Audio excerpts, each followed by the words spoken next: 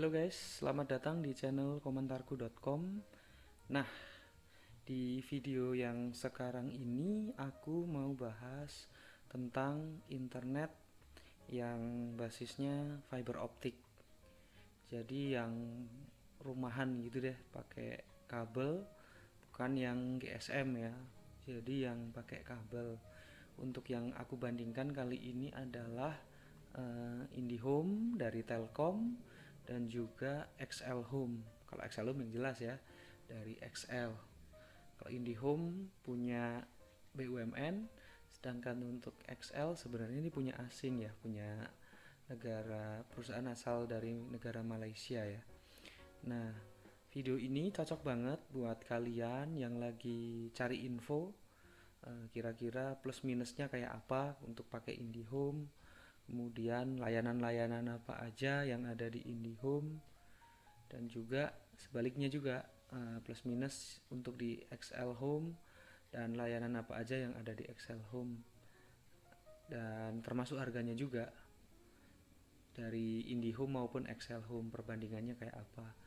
Terutama yang aku pakai sih. Kalau yang nggak aku pakai ya nggak bisa juga aku demoin di video ini.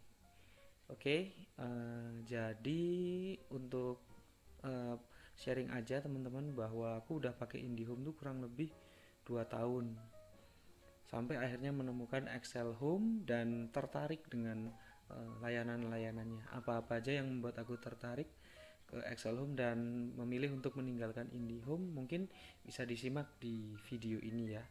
Oh iya, sebagai informasi juga, kalau aku ngasih nama access point ya istilahnya, nama wifi IndiHomeku tuh Hello World. Jadi kalau kelihatan di video itu Hello World, nah itu berarti itu IndiHome.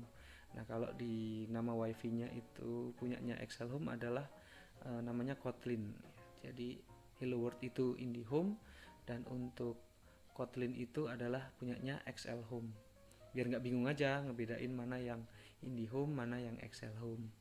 Nah, biar lebih jelas mungkin kita langsung aja lihat video berikut ini. Check this out. Halo guys, jadi sekarang kita masuk lagi ke dalam ini ya, pengujian. Sebenarnya yang mau diuji yang pertama adalah jaringannya IndiHome. Cuman karena tadi sempat ke XL dulu, jadi aku ganti dulu jaringannya dari XL ke IndiHome. Nah, oke ya, ini udah Telkom ya, udah Telkom. Tapi servernya aku ganti deh biar adil, supaya sama gitu kan nanti dengan XL juga ke CBN aja di Jakarta. Biar posisinya lebih netral gitu, sama-sama CBN. Oke, kita tes. Berapa sih kecepatannya IndiHome? Nah, paket yang aku pilih ini sebenarnya adalah harga 388.000 per bulan.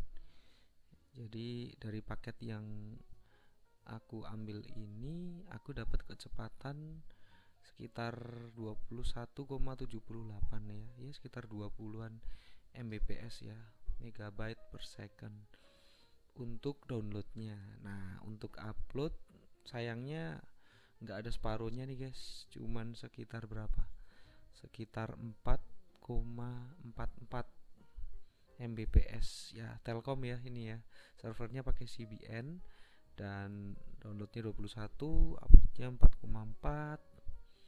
Kalian bisa lihat seperti ini hasilnya ketika di speed test. Oke, kita lanjut ke XL ya. Untuk pengujian selanjutnya kita akan lihat speed test dari XL.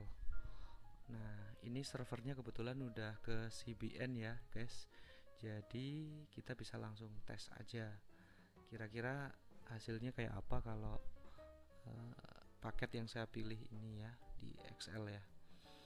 Oke, kita tes dan speednya adalah mulai di 14-an ya, tapi terus naik. Beda dengan IndiHome. Tadi pas di awal sempat 30-an gitu, tapi turun. dan akhirnya di angka 20-an. Tapi kalau XL, nyaris 20, 19,3 downloadnya ya, untuk download. Nah, sedangkan untuk upload ini jauh banget di atasnya IndiHome.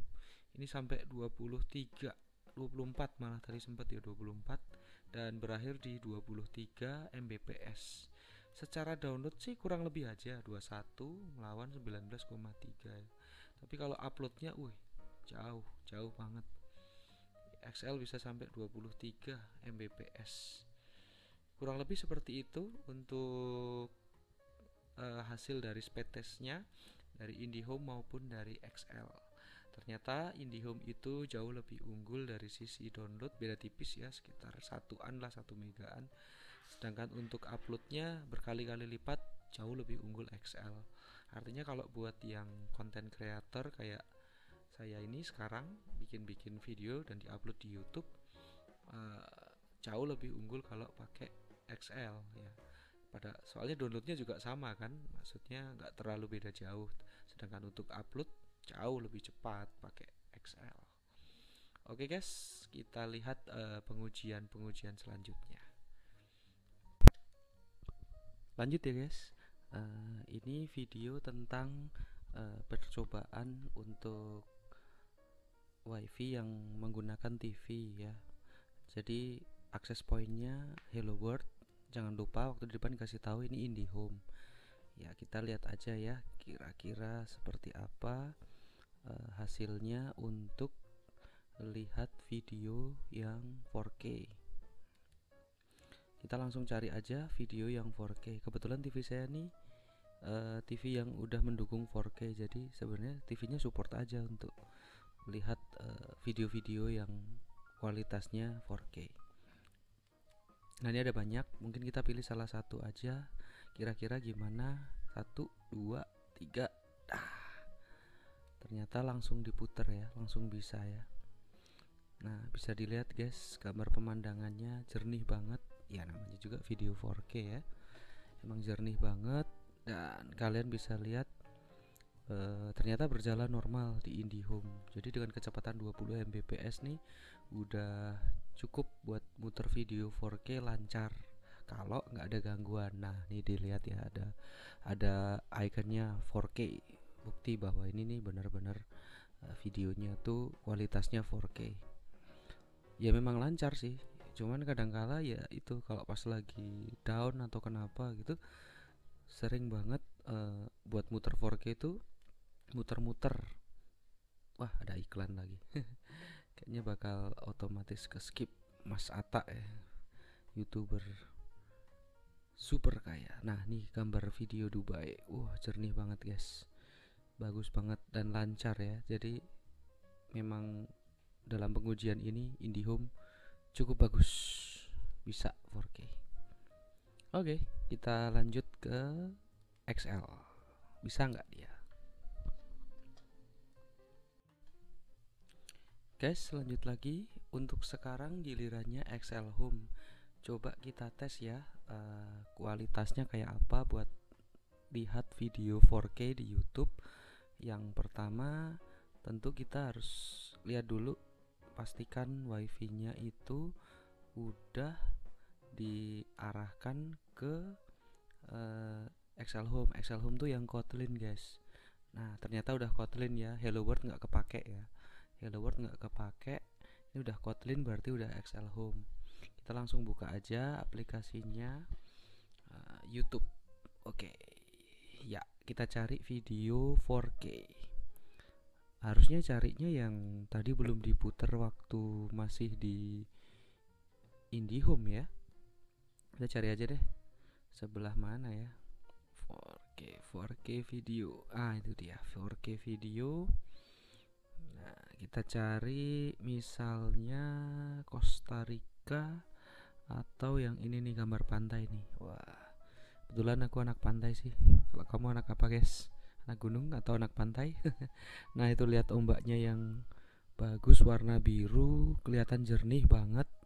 Kebuka langsung ya, nggak pakai muter-muter ya. Kayaknya perbedaannya di situ sih. 4K-nya di XL Home nih nggak sempet pakai pakai muter-muter langsung play gitu aja, cepet banget. Kita coba yang lain ya. Misal ini nih gambar burung. Nah, muternya cuma sebentar banget, terus langsung play. Detail banget sampai bulu-bulunya aja kelihatan.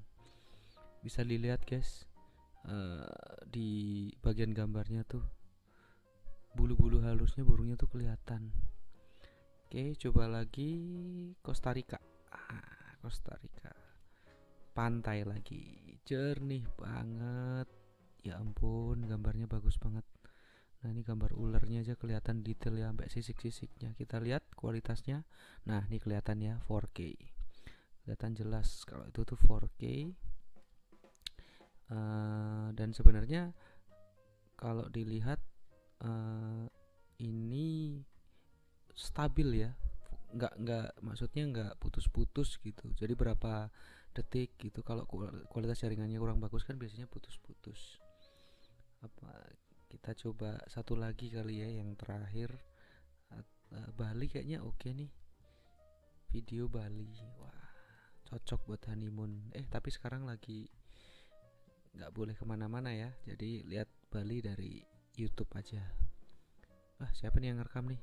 Bule kayaknya, tapi keren gambarnya, kualitasnya. Nah, ini dia 4K ya, lancar banget. Udah ganti-ganti channel, udah ganti-ganti video, tetap lancar, jernih banget gambarnya. Wah, itu patung.